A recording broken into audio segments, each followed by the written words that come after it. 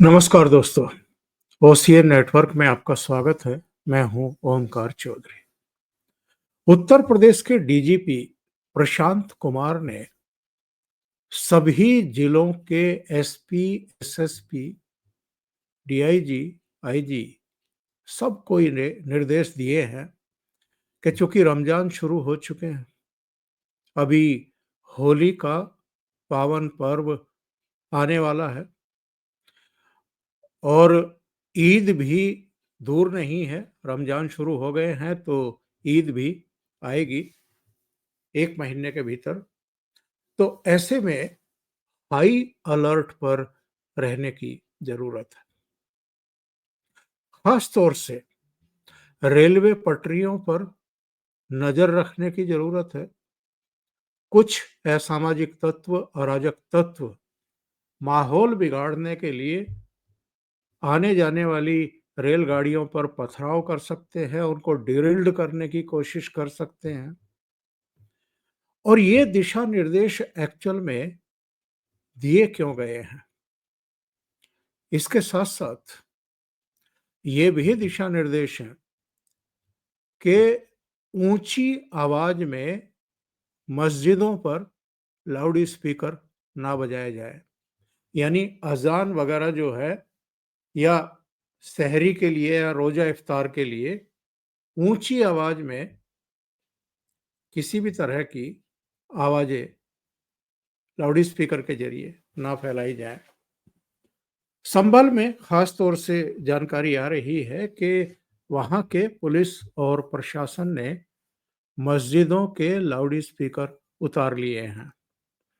और एक कोई मौलाना थे, उनको हिरासत में भी लिया गया है, क्योंकि जो एक लिमिट तय की गई है वो उससे कहीं ऊंची आवाज में अजान दे रहे थे। बाद में उनको जमानत पर रिहा किया गया। संभवतः 2 लाख के मुचलके पर उनको छोड़ा गया। अब वो तमाम तरह की सफाई दे रहे हैं। उनको जानकारी नहीं थी, उनको मीटिंग में नहीं बुलाया गया था। कोई दूसरे साहिबान थे, वो मीटिंग में गए थे जो प्रशासन ने बुलाई थी। लेकिन पूरे प्रदेश में हाई अलर्ट पर पुलिस को और प्रशासन को रखा गया है।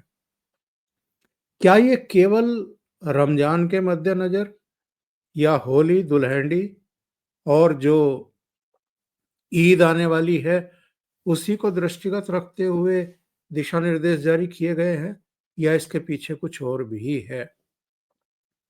मैंने अभी 2 दिन पहले एक वीडियो बनाया था जिसमें ये जानकारी दी थी कि होली के तुरंत बाद वक्फ संशोधन बिल पार्लियामेंट में पेश करने की तैयारी मोदी सरकार कर रही है।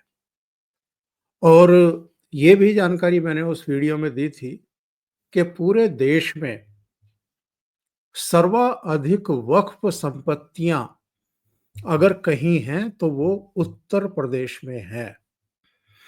तो ऐसे में योगी आदित्यनाथ सरकार की जिम्मेदारी और भी अधिक बढ़ जाती है। और हम ऐसे बैकग्राउंड और ऐसी घटनाओं के परिप्रेक्ष्य में यहाँ तक पहुँचे हैं, जब संसद से सीएए कानून पारित किया गया था, तब तक लागू भी नहीं हुआ था, उसके नियम भी नहीं बनाए गए थे, उसके लिए नोटिफिकेशन भी जारी नहीं किया था।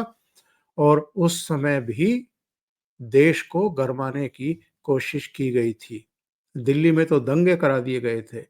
शाहीन बाग में 100 से अधिक दिनों तक धरना और प्रदर्शन चलाया गया था, वहां भाषणबाजियां होती थी।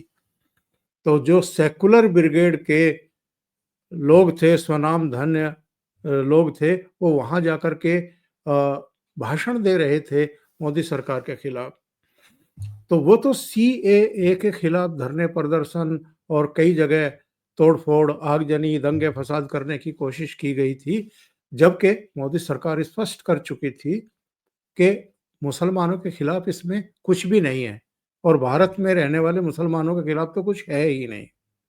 ये तो अफगानिस्तान, पाकिस्तान और बांग्लादेश में जो हिंदू हैं, जो सिख हैं, जो जैन हैं, जो बौद्ध हैं, ईसाई हैं, उनको, और जो भारत की नागरिकता के लिए प्रयास कर रहे हैं, और वो भी दिसंबर 2014 तक जिन्होंने अप्लाई कर दिया था या जो भारत में आ गए थे, केवल उनके लिए बनाया गया है।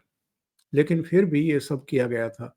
अब तो वक्फ संशोधन बिल को लेकर के असदुद्दीन ओवैसी से लेकर के आपके कांग्रेस के नेता और अखिलेश यादव तमाम जहर बो रहे हैं, जहर भरे बयान दे चुके हैं, इसका विरोध कर चुके हैं। तो अब मोदी सरकार अगर जेपीसी के जरिए इसमें तमाम सुनवाई करने के बावजूद अलग-अलग जो फरीक हैं उनसे सुनवाई उनकी करके, उनके विचार रख कर के, वो केंद्र सरकार के सुपुर्द करके और संशोधित जो ड्राफ्ट है, उस बिल को लेकर के आ रही है होली के बाद। तो ऐसे में क्या आपको लगता है, जबकि अभी बिहार में भी विधानसभा के चुनाव होने वाले हैं, इसके बाद पश्चिम बंगाल में हैं, असम में हैं, तमिलनाडु में हैं और अल्टीमेटली 2027 में उत्तर प्रदेश में है, उत्तराखंड में है, मणिपुर में है, गोवा में है, 5 राज्यों में 2027 में भी हैं। और अखिलेश यादव का जिस तरीके का रुख है योगी आदित्यनाथ के प्रति, उनकी सरकार के प्रति, ऐसा लगता नहीं है कि वो शांत होकर के बैठेंगे।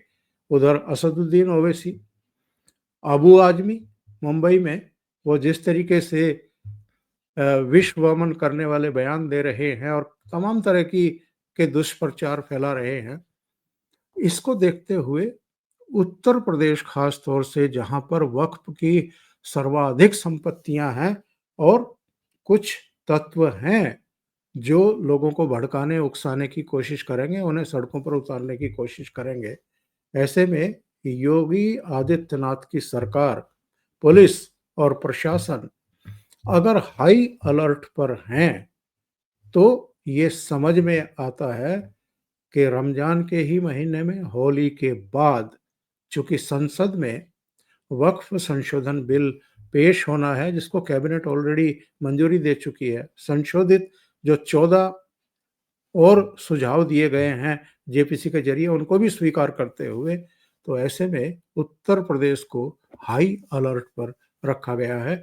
और योगी आदित्यनाथ का जो ट्रैक रिकॉर्ड है उसको देखते हुए सीएए के दौरान भी उन्होंने बहुत सख्ती बरती थी और किसी को भी कानून व्यवस्था अपने हाथ में लेने की इजाजत नहीं दी थी।